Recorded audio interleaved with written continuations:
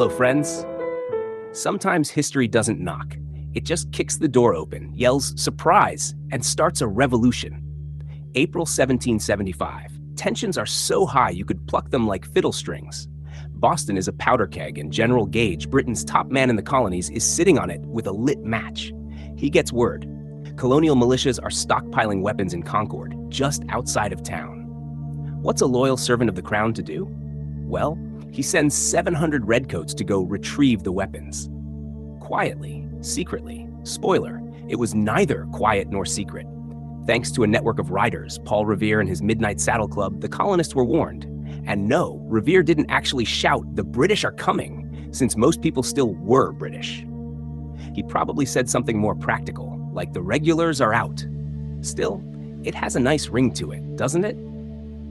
At dawn on April 19th, the Redcoats reach Lexington, where about 70 sleepy militiamen are standing on the green, probably wondering why they're out before breakfast.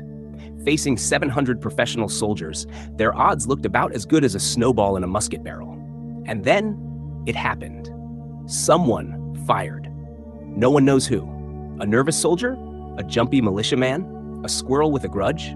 Whoever it was, that one shot changed everything. 8 colonists fell. The British marched on to Concord, feeling victorious and very red. But by the time they got there, the weapons were gone, hidden by the townsfolk. And now, the real trouble began. At North Bridge, hundreds of militiamen were waiting, and this time, they weren't just standing around. They fought. They pushed the British back. Suddenly, these British troops, trained to face armies on European battlefields, were being hunted by farmers in forests, ambushed behind trees, fences, and stone walls. It was less like a war and more like colonial whack-a-mole.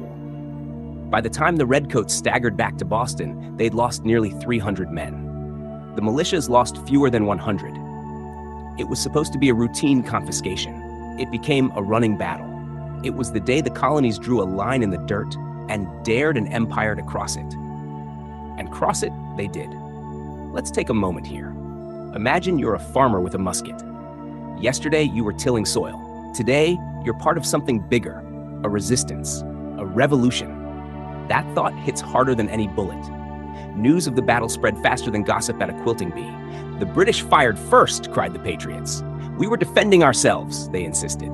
And suddenly, across the colonies, men were grabbing muskets, tying powder horns, and heading toward Boston.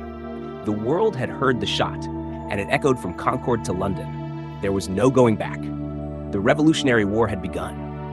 But what happens next? Surely the British would stomp out this ragtag resistance with ease? Well, not quite.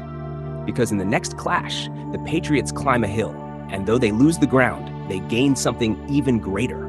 So join me next time as we stand shoulder to shoulder on a steep slope, staring down Redcoats and fate itself.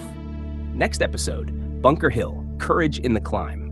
Because sometimes it's not whether you hold the hill, but how high you stand on the way up.